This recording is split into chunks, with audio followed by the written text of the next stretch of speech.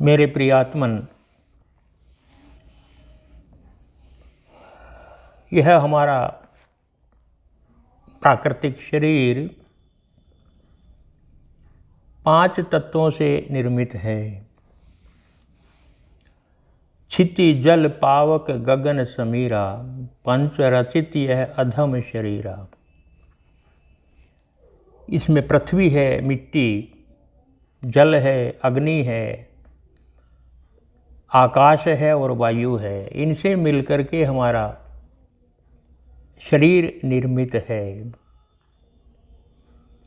हम देखेंगे कि इनमें सबसे महत्वपूर्ण क्या है। यद्यपि सारे महत्वपूर्ण हैं, एक के बिना ये शरीर बन नहीं सकता, फिर भी हम देखते हैं कि अग्नि की पूजा सर्वत्र की जाती है। चाहे वो हिंदुओं के मंदिरों में है, पारसी के गिरजाघर में है, या ईसाइयों के यहाँ है। जहाँ भी आप देखोगे, इस्लाम में भी दीप जलाए जाते हैं, अग्नि की पूजा की जाती है सब जगह। क्यों?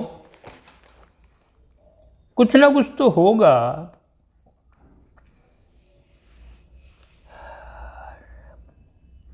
हम आज उसी अग्नि पर बहुत थोड़ी ही चर्चा करेंगे।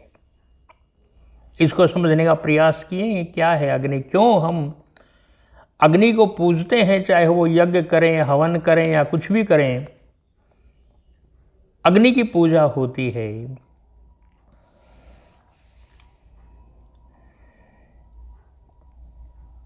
ऋग्वेद संसार का सबसे प्राचीनतम ग्रंथ है और कहते हैं कि स्वयं ब्रह्मा जी की कृति है, उनकी रचना है, उन्होंने वेदों को रचा है।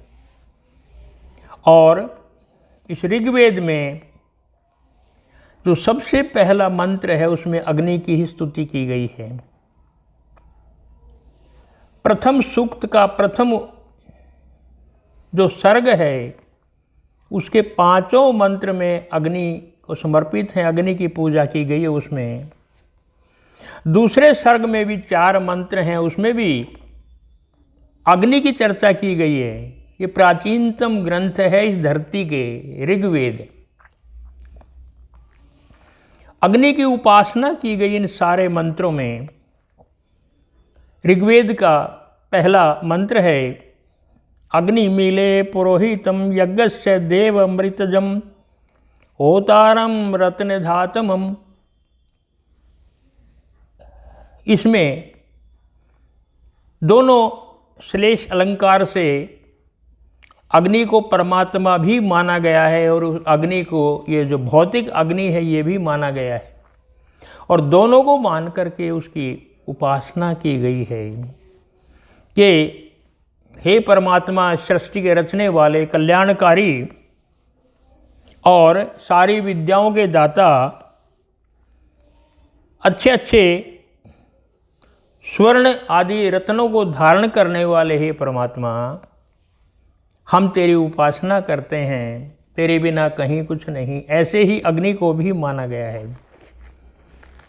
अग्नि तेरे बिना कहीं कुछ नहीं है, जिसका सब यज्ञों में प्रारंभ ही आपसे होता है, आहुति आपको दी जाती है। तो यज्ञ में आप देखेंगे अग्नि से प्रारंभ होता है। उपासना, अग्नि की भी उपासना, परमात्मा की भी, जैसे दोनों एक हैं। किसी देवता की प्रार्थना करें, परमात्मा की प्रार्थना करें, अग्नि के माध्यम से दी जाती है। यानी परमात्मा को हम जो भी अर्पित करते हैं वो अग्नि के माध्यम से करते हैं, स्वाहा करते हैं और मानते हैं कि यदि अग्नि को दे दिया तो परमात्मा को पहुंच गया है। बहुत बड़ी चिंतना है ये हमारे मनीषियों की। कितनी बड़ी बात है कि अग्नि को समर्पित करो स्वाहा करके, भगवान को पहुंचेगा, उसी को चला जाएगा। तो दोनों जैसे एक ही हैं, इस प्रकार से की जाती है। और केवल ऋग्वेद में नहीं, यजुर्वेद में भी जो ईशावास्य उपनिषद में भी है, उसमें भी यही बात कही गई है। अग्ने नय सुपथा राय अस्मान विश्वानि देव वायु यानि विद्वान योयोध्य स्मरणु हुराण में नो भूमिष्ठाम ते न मुदितम विमेन। वहाँ भी अग्नि से प्रार्थना करता है ऋषि। क्या प्रार्थना करता है? अग्नि नयत सुपथा राय असमान। हे अग्नि, तू मुझे सुपथ पर ले चल, तू मुझे सन्मार्ग पर ले चल, ये प्रार्थना करता है ऋषि। सुपथ पर या सन्मार्ग पर वही ले जाएगा जिसने वो मार्ग देखा हो। किसी भी मार्ग पर जाना हो वही ले जा सकता है जिसने वो मार्ग अच्छी तरह देखा हो, उसकी कठिनाइयों को, उसकी सरलता को, उसकी ऊंच नीच को जो जानता हो, उसी से प्रार्थना की जाती है, मुझे उस मार्ग से ले चल मंजिल तक। तो ऋषि किसी और से प्रार्थना नहीं करता, अग्नि से ही प्रार्थना करता है। अग्ने सुपथा राय असमान। हे अग्नि, मुझे सुपथ से ले चल।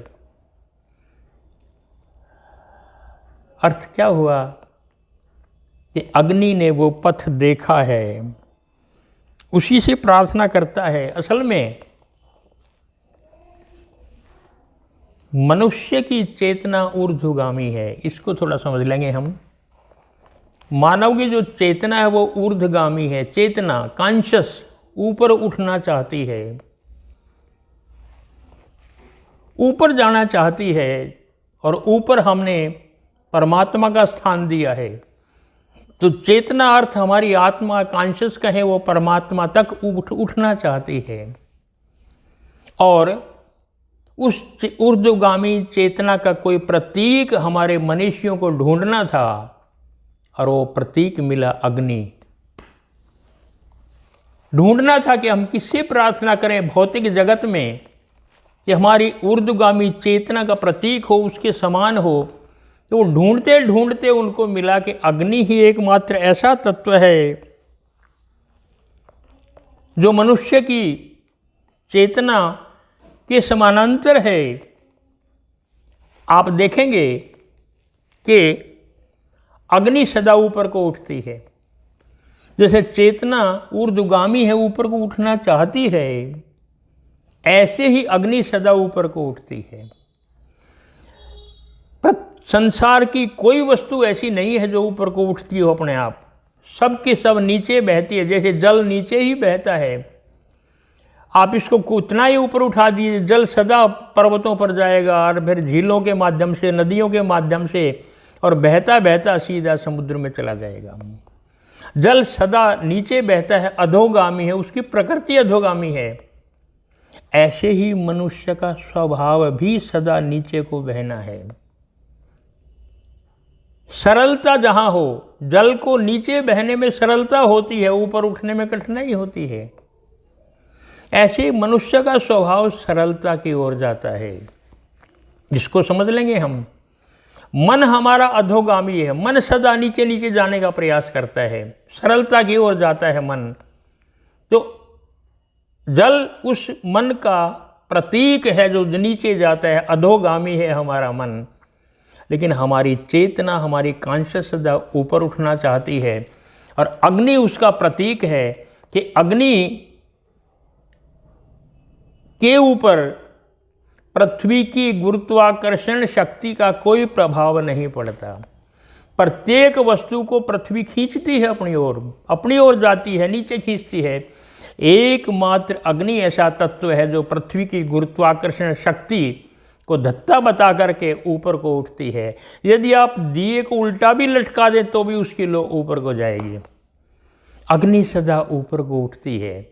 जैसे मनुष्य की चेतना ऊपर को उठती है, पृथ्वी की जो चुंबकीय शक्ति है उसका अग्नि के ऊपर कोई प्रभाव नहीं पड़ता। ये आप आश्चर्य मानेंगे इस बात को। इसलिए हमारे मनीषियों ने, ऋषि मुनियों ने एक प्रतीक जो ढूंढा हमारी आत्मा का, हमारी चेतना का, वो था अग्नि।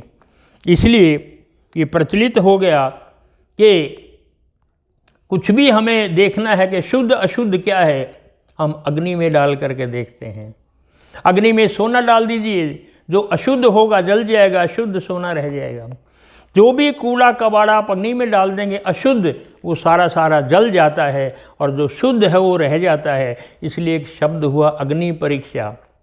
यदि शुद्ध और अशुद्ध की आपने परीक्षा लेनी हो, हमने उसको देखना है क्या शुद्ध है क्या अशुद्ध है, तो अग्नि में डाला जाएगा। इसलिए अग्नि परीक्षा एक शब्द हो गया है शुद्ध और अशुद्ध के लिए। तो अग्नि अर्थ क्या हुआ कि जैसे हमारी चेतना बिल्कुल शुद्ध है, इसी प्रकार से अग्नि भी बिल्कुल केवल शुद्ध नहीं है, औरों को भी शुद्ध करती है, अशुद्ध को मिटा देती है और शुद्ध को रख लेती है। हमारी आत्मा भी परम शुद्ध है, निर्मल है। ऐसी प्रकार से अग्नि भी निर्मल है। जैसे हमारी चेतना औरों को भी शुद्ध करती है, स्वयं को भी करती है, ऐसे अग्नि भी शुद्ध करती है। तो एक बहुत सुंदर प्रतीक अग्नि का हमें मिला कि जो हमारी चेतना के समानांतर है। इसलिए यदि हमें कुछ भी अशुद्ध है तो उसको यदि नष्ट करना हुआ तो हमें अग्नि के पास जाना पड़ेगा। जो ही कुछ लोग इस भ्रम में रहते हैं कि चारों तरफ आग जलाते हैं, बीच में बैठ जाते हैं, अग्नि के बीच में बैठे हैं, उसको कहते हैं कि वो तप कर रहे हैं। तप भी ताप से बना है, ताप का अर्थ अग्नि है, तप भी उससे बना है कि वो तप कर रहे हैं। लेकिन ये तप झूठा है। तप भीतर से होता है, भीतर अंतरात्मा में ध्यान समाधि के द्वारा आप भीतर जाइए। वहाँ जो हमारी वासनाएं हैं, हमारी कामनाएं हैं, अशुद्ध हैं, उनको उस ताप के द्वारा जला दीजिए। वो अशुद्ध हैं सारी, और जो ही वो जल जाएगी भीतर के ताप से, ध्यान समाधि में जाने से, उसके बाद केवल मात्र शुद्ध चेतना बचती है। उसको ताप कहते हैं। वो भी अग्नि है। भीतर की अग्नि वास्तव में अग्नि है। भौतिक अग्नि, इसके बीच में यदि आप जला करके इसमें बैठ जाएंगे तो केवल शरीर को केवल आप कठोर तो बना सकते हैं, आदत बना सकते हैं कि शरीर गर्मी सहन कर ले, लेकिन भीतर का जो ताप है, भीतर की जो अशुद्धियां हैं, हमारी वासनाएं, हमारी कामनाएं, उसको ये अग्नि जला नहीं सकती। इसलिए भीतर जाना है। यदि हमें ऐसे ताप से गुजरना है तो हमें भीतर ही गुजरना पड़ेगा, अंदर अंदर जाना पड़ेगा। और एक और बात है कि अग्नि जब भी हमारे भीतर उस तप के द्वारा जो ही अशुद्ध चीज़ें नष्ट हो जाती हैं, जो ही ज्ञान प्रकट हो जाता है, जो ही हमारा अहंकार मिट जाता है, केवल मात्र शुद्ध चेतना बचती है और ये चेतना उस परमात्मा में ही विलीन हो जाती है, खो जाती है। चेतना जो ही बची परमात्मा ही हो जाती है। जानत तुम्हें तुम्हें हो ही जाई, जानने के बाद वो तुम्हारे जैसा हो जाता है। बड़ा स्वाभाविक है कि इसलिए कहते हैं आत्मा सो परमात्मा। यदि आत्मा शुद्ध हो जाती है तो परमात्मा ही हो जाती है। इसलिए अहम ब्रह्मास्मि, जाना और ब्रह्म हो गया। तो उस जो ताप से गुजरेगा तो भीतर की कामनाएं, वासनाएं, अहंकार जो भी भीतर है कि मैं हूँ, फिर वो मैं नहीं रहता, परमात्मा केवल मात्र बचता है। वो शुद्ध हो जाता है उस जो भीतर की अग्नि है उसके ताप से जला करके। और आप देखेंगे अग्नि जो ही शुद्ध होती है तो आकाश की तरफ उठती है। शुद्ध ही वस्तु आकाश की तरफ उठती है। थोड़ी सी उठी और खो गई। ऐसे ही चेतना ऊपर उठी और समाप्त हो जाती है। जो नीचे को बहता है वो अपने आप को बचाता है। जल नीचे को बहता है पर स्वयं सदा बचाने का प्रयास करता रहता है, बचाता रहता है। अग्नि शुद्धतम हो करके अपनी ज्वालाओं के साथ ऊपर को उठती है और परम आकाश में विलीन हो जाती है।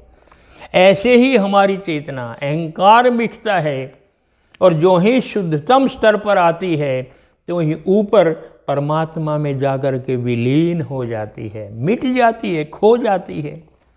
उसको भी कहते हैं कि खो गई क्या?